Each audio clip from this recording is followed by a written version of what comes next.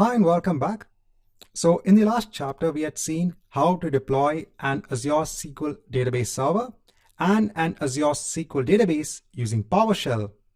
Now I mentioned before that there is another tool that you can use, that's the Azure command line interface. So this is a command line interface that is meant specifically to work with Azure-based resources. Now, in order to go ahead and start using the Azure CLI, you first need to go ahead and install the command line interface on your machine. Over here, you can see that you have the installer available for a variety of operating systems.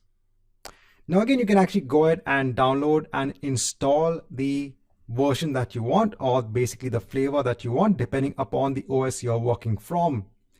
And it's very easy installation. Now, again, when it comes to the execution of the Azure CLI commands, I'm not going to do it for my local system. Again, based on the same limitations. So I said on your system, I don't know what could be the limitations. So I said, if you're working from a restricted environment, you might not be able to, let's say, install the Azure CLI. So that's why, again, over here, we are going to be using Azure Cloud Shell.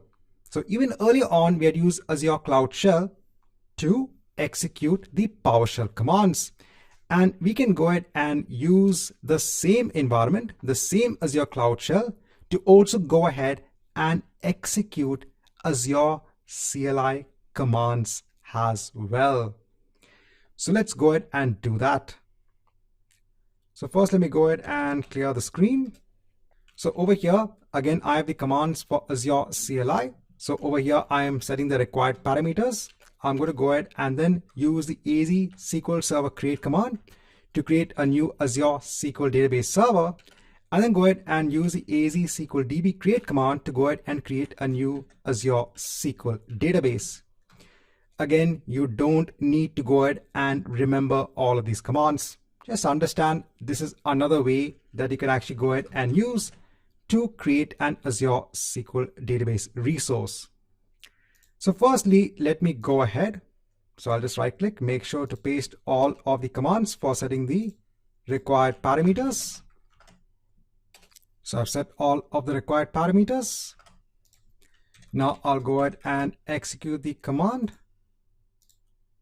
to basically creating a new Azure SQL server. So let's come back once this is complete. Now, once this is complete, so you'll get a JSON-based output.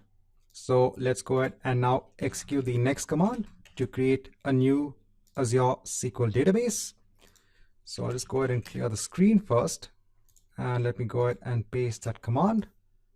Let's come back once this is complete. Now, once you have the SQL database also in place, so let's go on to our SQL databases over here. And now we can see we have a new database in place. It'll also be on a new Azure SQL database server. Right, so in this chapter, just want to show you how we can use the Azure CLI as the command line interface to go ahead and create a new SQL database server and a new Azure SQL database as well.